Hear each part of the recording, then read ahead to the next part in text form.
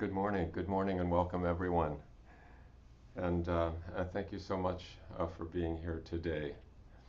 This morning, our discussion will begin with a talk by Jennifer Adam, also known as Daya, who lives in Sarnia, Ontario, in southern Ontario. Carol first came to know Daya through a Pure Land Buddhist group centered in the UK, led by Sustama, who is also here today. Welcome, Sustama. And Daya worked as a supervisor and therapist in a mental health facility for children there in Ontario. She is now retired and teaches yoga and also does volunteer work at a facility to aid the unhoused. So today, she will be talking with us about a topic that is very relevant to what we've been discussing in recent weeks. It's living a vow-centered life. So Daya, thank you very much for being here.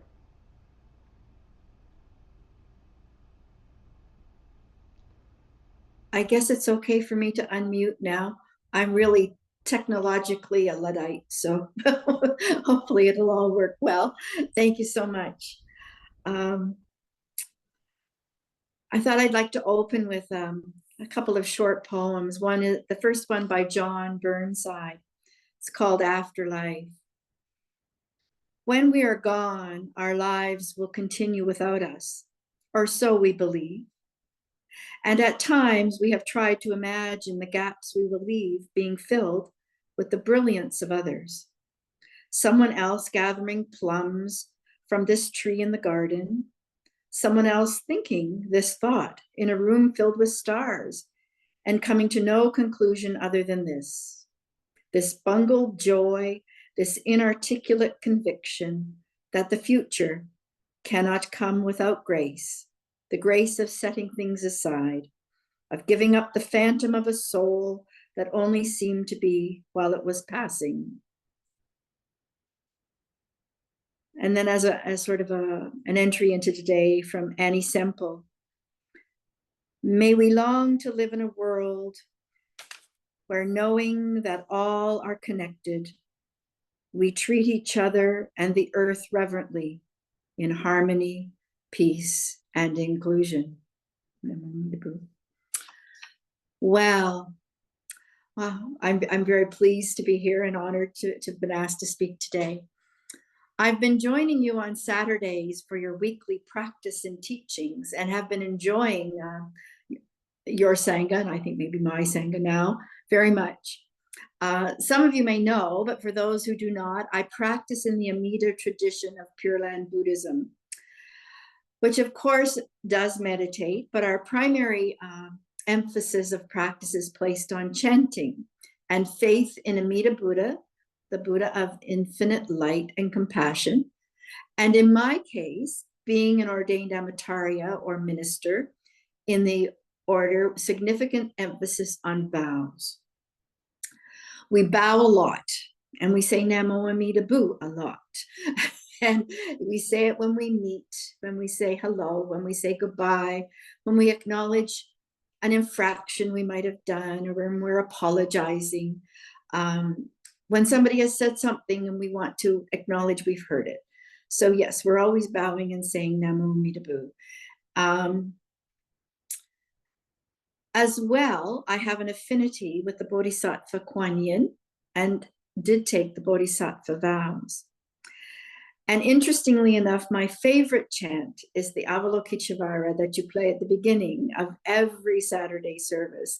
And I sing heartily in my home, very well, I must let you know. But if I had to do it in front of anybody else, probably not quite so well. But I do, I love that chant. It is absolutely gorgeous. As some of you may resonate with, I came to Buddhism later in life. About 16 years ago, in my early 60s. My journey into Buddhism was significantly molded by teachers some that I met, and some that I have not met. So the ones that I have met and studied with are Sistama, who is here today, David Brazier, who you might know, Teresa Bryant, and Paripurna, Richard Ollier, who spoke to the Sangha just a few weeks ago or a couple of months ago. And then others that I have not met, but feel very resonate with their writings and their Dharma talks and their perspectives. And those were, of course, Tetsuetsu Uno, who wrote Water, River of Fire, Thich Nhat Hanh, Roshi Joan Halifax, Pema Chodron, and Jetsun Khandro Rinpoche, who is the head of the Mindroling lineage of Tibetan Buddhism. These teachers resonated with me as the common theme in their Dharma talks and writings spoke of a strong focus on interbeing, engaged Buddhism, faith, and underlying respect for the divine feminine. One of the cornerstones of Jetsun Khandro Rinpoche's teachings is to embrace bodhicitta, or the awakened heart. Her teachings focus on working with ourselves in the here and the now, and asks us, as a human being, am I living a life that is dedicated to increasing happiness for myself and for others? She challenges us to move from the idea or reading about loving kindness to getting down to it. Challenging, can we at least for 1 week behave as if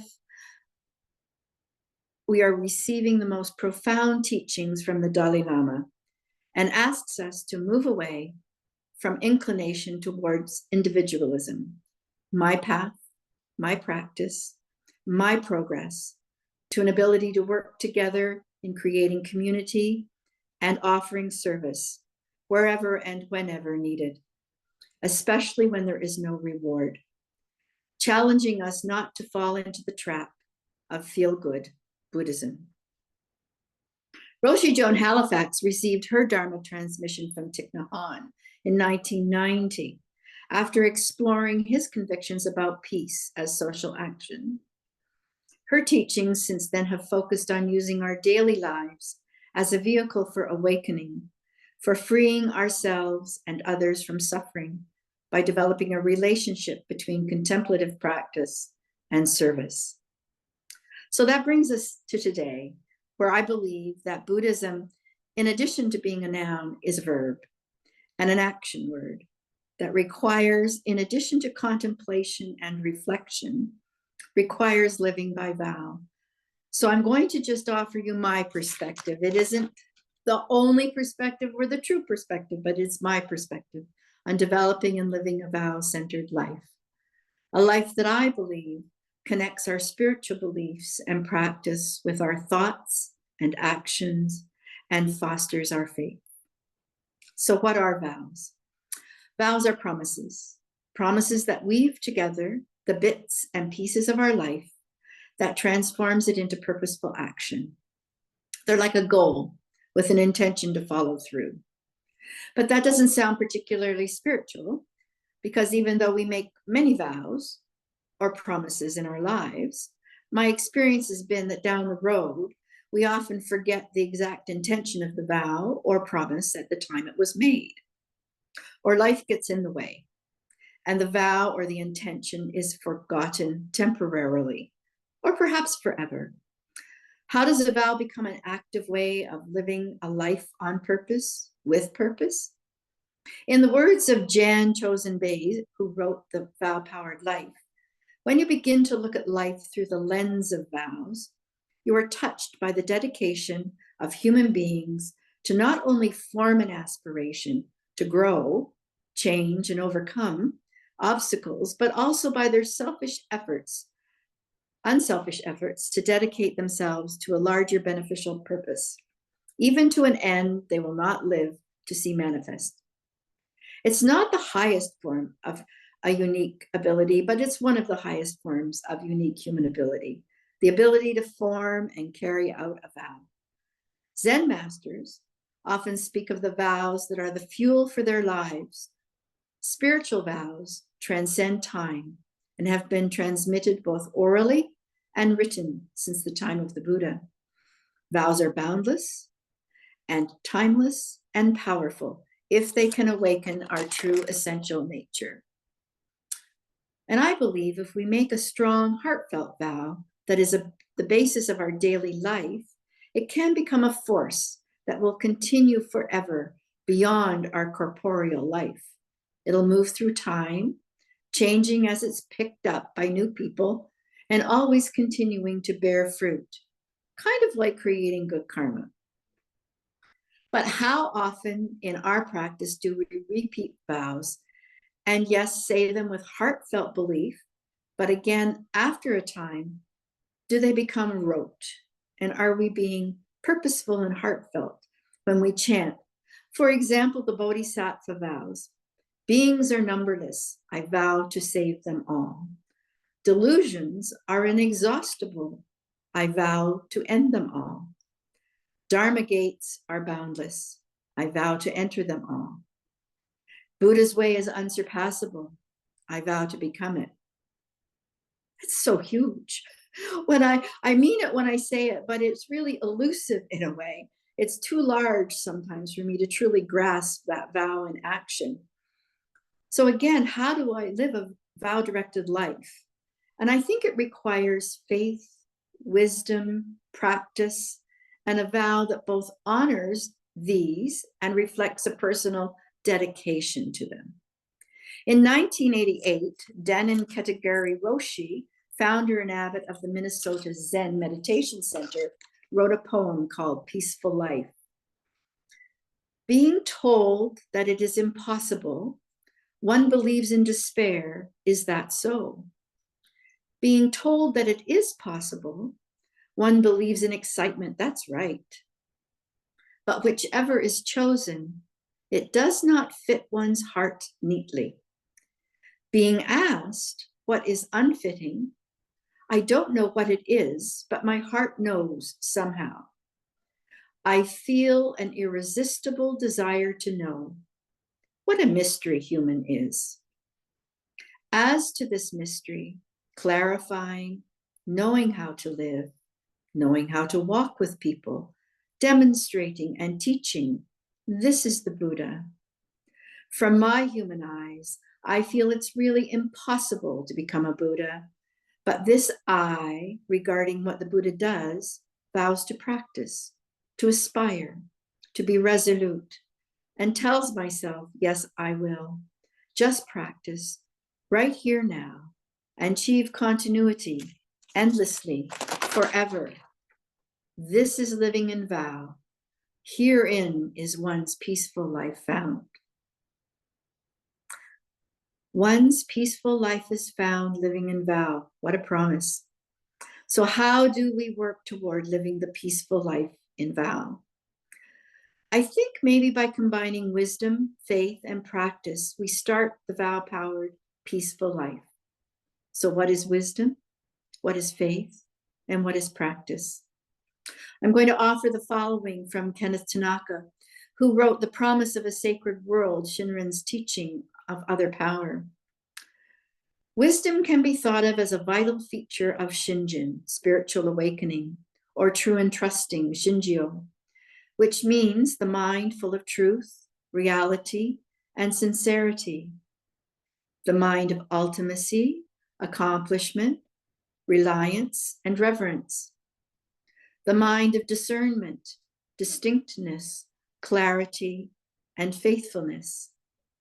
The mind of aspiration, wish, desire, and exaltation.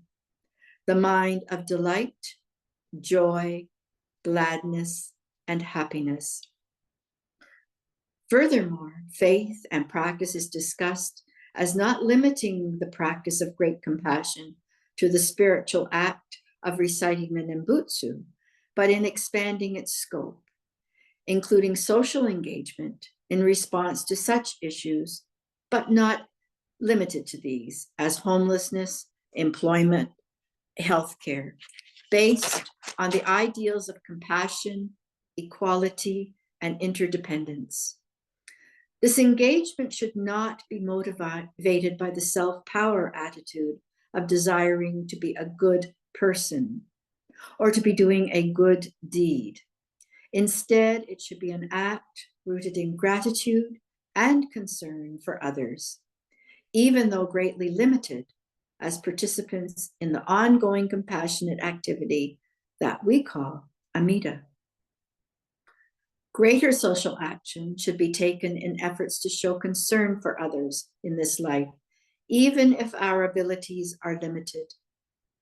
The thinking is that when aspirants in this life are socially engaged, they are already embraced within the workings of Amida's phase of returning.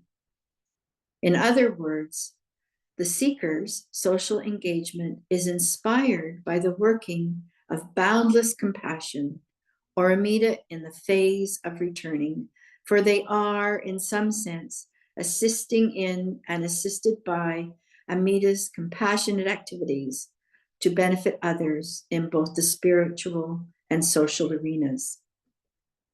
So how does this inform a vow-directed life? I think it is support for an inherent, heartfelt belief that faith and practice is expressed, implied, and demonstrated in our moment-to-moment thoughts, words, and deeds. It's taking what I believe in, my faith and practice, and somehow letting it direct my day-to-day actions and social engagement. It gives focus and meaning to outward looking. It puts my faith and practice into action. And when done with an open heart, begins to blur the lines between self and other. When I was ordained 5 years ago, there were 155 vows or precepts I had to take. And then I needed to state my personal vows. I think of all the planning and preparation that went into that day. The development of my personal vows was the most pressure-filled expectation. I was very concerned that they wouldn't be big enough, important enough, or powerful enough, and they would sound silly or trite because I had to say them in front of a whole lot of people. And I had a lot of trepidation. Interestingly enough, when I arrived in my heart and mind, indeed, these vows were actually what I had and have always believed and aspired to. However, putting them into words and vowing them with wisdom, practice, and faith added yet another dimension to my faith and practice, and have added a dimension of depth to my day-to-day living that has increased my spaciousness and acceptance of myself and others. And I'm going to share those vows with you to let you see that they're not particularly grand, but that it's within the reach of all of us to set vows. So my vows were, and still are, I vow to live a life of curiosity and openness so that the beauty and relevance of all sentient beings is foremost in my mind. I vow to foster sacred space opportunities for those wishing to explore spirituality and peaceful living. I vow to humbly commit to a ministry that is respectful and engaged in serving all people, and particularly the homeless and the dying. I vow to diligently continue my Buddhist studies and grow in faith, prayer, practice, and service.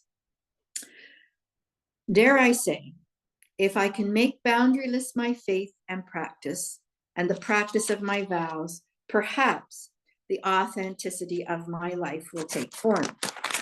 But it's not an easy journey, and it is fraught with stops and starts. The vow, the practice, the wisdom, the faith continues to guide me back and forth between the elements, sometimes seamlessly and sometimes hesitantly, but each point the path to the other.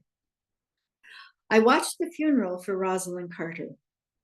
I was curious to see what would be said about her.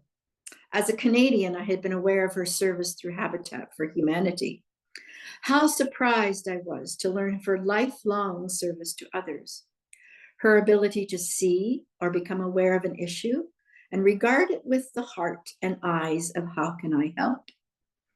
From health issues of children in Africa to responding daily to prayer requests for members of her community, to saving the nearly extinct monarch butterfly pathway from Mexico to Canada. From large to small, she shone the light on issues, helping develop solutions, and actively offered herself and her heart in her work to be done. The Methodist minister who was speaking noted that when Rosalind saw a problem or an issue, she took the problem to her heart and then offered it to her hands in the service of the problem or the issue, and finally made service the habit. Head, heart, hands, habit. And the outcome, no matter how large or small, lives on forever. Well, isn't that what we want from our karmic affinity, our karmic footprint? And I think in some ways she was a true bodhisattva. This was just a part of her life.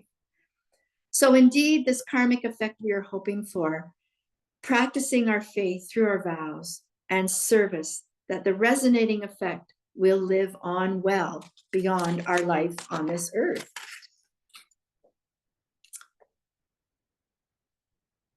I'd like to share one of my favorite poems from Rohini, and she was one of the original Buddhist nuns in the early centuries. I think it holds the essence of authenticity, of vow and Buddhist living, and walking the path of faith and practice. It's called Wandering Star. You don't become the cloth just because you put on the robes. You don't turn into empty space just because you carry a bowl. The sun doesn't bow down.